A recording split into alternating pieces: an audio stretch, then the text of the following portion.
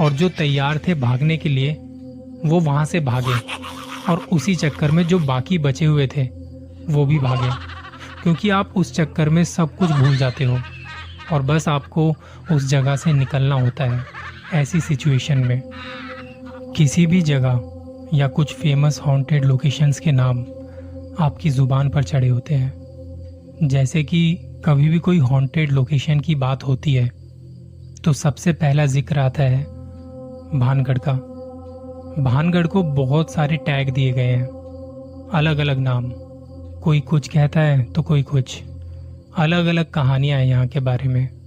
तो चलिए आज बात करते हैं वहाँ की एक कहानी की। कहानी है कुछ दोस्तों की जो कि राजस्थान के रणथंभौर गए हुए थे।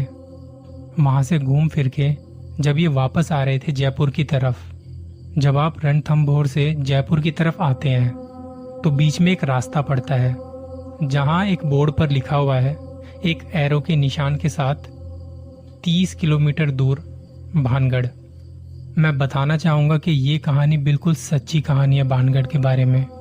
तो जब रणथंभौर की तरफ से आ रहे थे जयपुर की तरफ, ये बोर्ड देख के सभी को चुल हुई कि भानगढ़ चलते हैं, देखे तो सही वहाँ होता क्या है।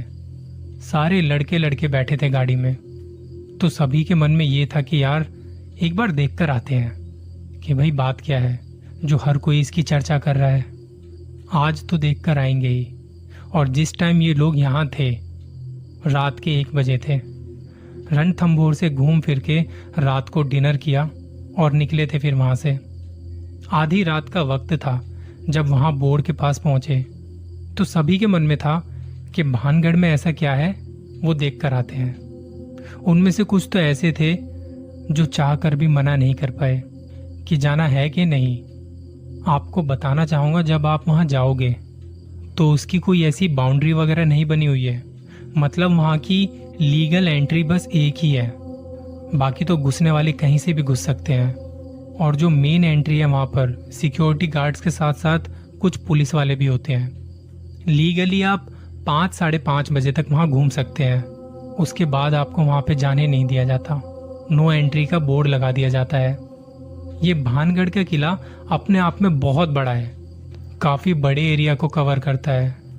और जो वहाँ थोड़ी बहुत दीवारें वगैरह बनाई हुई हैं, वहाँ कई जगह से लोगों ने दीवारें तोड़ी हुई हैं, लेकिन जो मेन किला है वो काफ़ी अंदर जाके आता है। तो ये दोस्तों का ग्रुप गया मेन गेट के पास।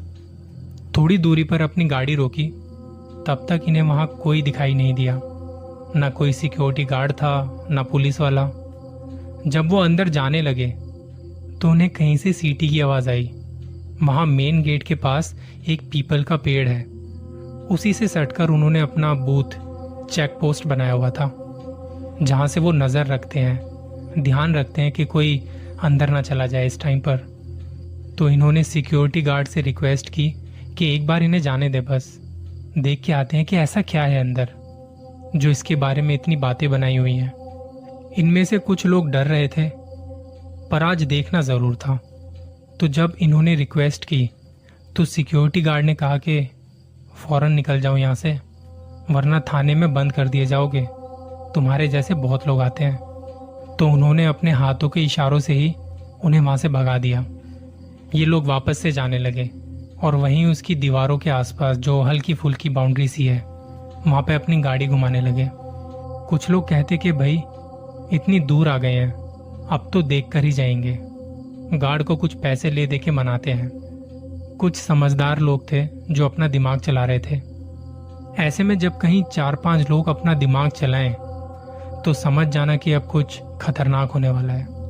और ऐसी सिचुएशन में जो लोग वो काम नहीं करना चाहते वो भी फंस जाते हैं कि चाहो ना चाहो जाना पड़ेगा, जेल की रोटी खानी पड़ेगी, जेल का पानी पीना पड़ेगा। ये हालत उन लोगों की हो जाती है जो बेचारे बेमतलब में फंस जाते हैं। तो जब वो अपनी गाड़ी वहाँ घुमा रहे थे तो उन्हें मेन एंट्री से हटके एक और एंट्री दिखाई दी जहाँ से आप अंदर जा सकते हैं। वो नॉन ऑफिशियल एंट्री थी। ऐसे कई एंट्री पॉइंट है वहाँ पे, ऑफिशियल एंट्री बस एक ही है। तो भैया आप प्लान बना के इस वाली एंट्री से अंदर जाएंगे, नहीं दिखाई देगा किसी को अंधेरे में, चुपचाप बचते बचाते वहां से निकल के अंदर किले तक चले जाएंगे। तो अब जब इनका दिमाग चला तो वही हुआ, गाड़ी को कहीं सेफ जगह लगाया और उतर गए। 5-6 लोग थे। एक जो ज़्यादा समझदार था वो कह रहा था कि वीडियो भी बना लेते हैं। इन्हीं में से 2 दोस्त तैयार भी हो गए कि हम वीडियो भी बनाते हैं। उन दोनों के अंदर डिस्कवरी और नेशनल ज्योग्राफी चैनल वालों की आत्मा आ गई कि आज मुझे कुछ दिखाई दे तो मैं कैमरे पर रिकॉर्ड करूँगा, क्योंकि उन्हें आज ही सारे काम करने थे, सबूत भी आज ही इकट्ठे करने थे। लोग इतने सालों से यहाँ रिसर्च कर रहे हैं, लेकिन इन्हें भरोसा था कि वो आज सब रिकॉर्ड करके जाएंगे। तो इन लोगों ने प्लानिंग की।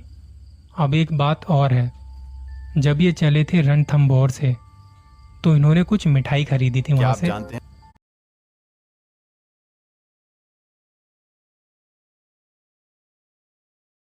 जब ये चले थे रणथंभौर से तो इन्होंने कुछ मिठाई खरीदी थी वहां से, और वो मिठाई जो है इनमें से किसी एक के बैग में थी। वो बैग एक बंदे ने अपने कंधों पर टांगा हुआ था। बैग की चेन अच्छे से बंद थी। मिठाई डब्बे में पैक और पॉलिथीन में बंद थी। ये लोग अब धीरे धीरे अंदर जाने लगे। वहां आसपास कोई आवाज नहीं थी, एकदम सन्नाटा पसरा पड़ा था। वो लोग अंदर जा रहे थे और जब वो काफी अंदर आ चुके थे तो वहां पर कुछ कुत्ते दिखाई पड़े। ऐसी जगहों पर कुछ और हो ना हो, कुत्ते बिल्ली जरूर होते हैं। तो वहां कुत्ते दिखाई दिए, और सबसे चौंकाने वाली बात यह थी कि उन कुत्तों ने इन पे भौंका तक नहीं।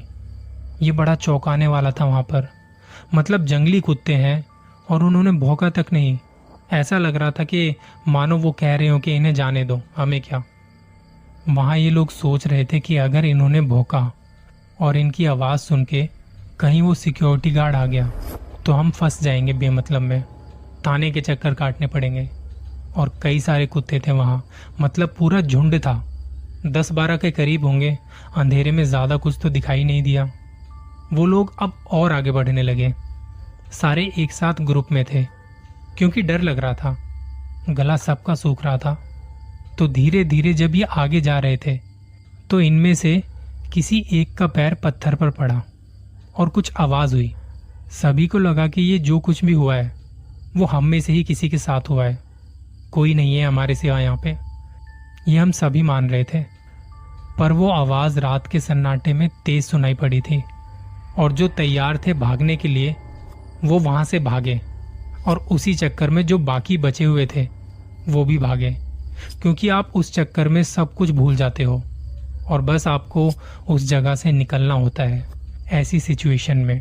तो उस चक्कर में वहां से भागे और इन्हें कुछ नहीं दिखाई दिया, सब कुछ सही था और सारे रास्ते मस्ती मजाक कर रहे थे।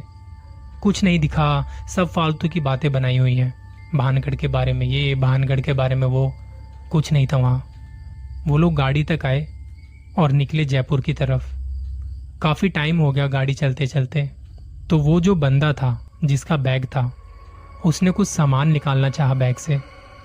तो इनमें से एक बंदे ने बताया कि वो सोच के भी गए थे कि वहां कोई जगह देखेंगे और अंदर ही बैठ के खा पी भी लेंगे। मगर खैर, वो बैग खोलता है कुछ सामान निकालने के लिए। फिर जब बैग खोला तो ऐसा लग रहा था जैसे किसी ने हाथ मार के बंद डब्बों को खोल के मिठाई निकालने की कोशिश करी हो, जबकि साथ वाले किसी ने भी बैग को नहीं खोला था। हमने कुछ भी नहीं किया, सारे लॉजिक लगा के देख लिए। उसके बाद पता चला कि वहां हमारे साथ कुछ हुआ है जिसकी हमें भनक तक नहीं हुई। इसके बाद इन लोगों ने वहां जयपुर पहुंच के थोड़ा बहुत लोगों से पूछा, इंटरनेट पर पढ़ा, तो ऐसे कई किस्से थे जब वहां शाम को या रात को कोई मिठाई लेके गया, उनके मिठाई वाले डब्बों में या बैग में किसी ने उसे फाड़ दिया हो, उसे खाने की कोशिश की हो। आपको भले ही वहां कुछ ना दिखाई दिया हो, लेकिन आपकी मिठाई वहां उसे पसंद आ जाती है। मतलब कोई तो है जिसे मीठा बहुत पसंद है। तो अगर आपको ऐसे एडवेंचर पसंद है, भूतों से मिलने का मन है, आपका भी कोई प्लान बने तो वहाँ मिठाई लेके जाना। क्या पता ऐसे हालात में आपकी वहाँ किसी से मुलाकात ही हो जाए, लगे हाथों मुंह भी मीठा हो जाएगा। मजाक में भी ऐसा मत करना, बहुत बड़ी मुसीबत में फंस सकते हो तुम। तुम्हें ज़रा भी अंदाज़ा नहीं है कि कितना खतरनाक हो सकता है ऐसा करना। अपना ख्याल रखिए, संभल के रहिए।